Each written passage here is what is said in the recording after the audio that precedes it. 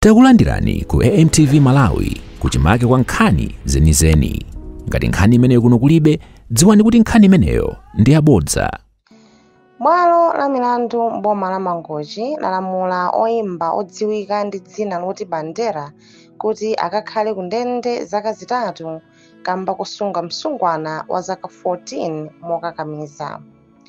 Bandera anamangidwa mwezi wa Januwari mayi ya mwanayo atakadandaula ku polisi pa nkhaniyi. Oyimira boma pa mlanduwu a Amos Mwase ati mwanayo atasowa mayi ake anayesetsa kuti alumikizane naye koma sizimatheka. Iwo ati tsiku lomwe mwanayo amafuna kubwerera kwawo, Bandera anawuza mayiwa kuti asadandaule popeza mwana wawo ali bwinobwino. Amwase anapitirira kuwuza bwaloli kuti pa 2 Januwari chaka chino Bandera anatenga msungwanayo ndi kukagona naye ku loji ina kwa masiku awiri.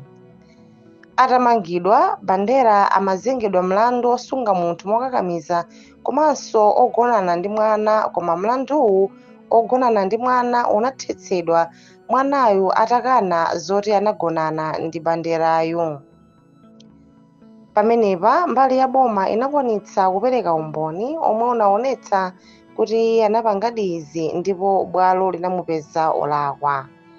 Bandera anapempha bwaloli kuti limukhululukire ponena kuti asintha.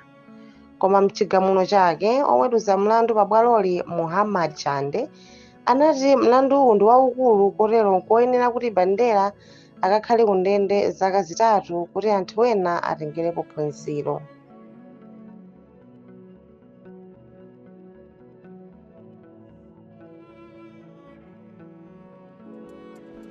Osayiwala kupanga subscribe ku channel ya AMTV Malawi.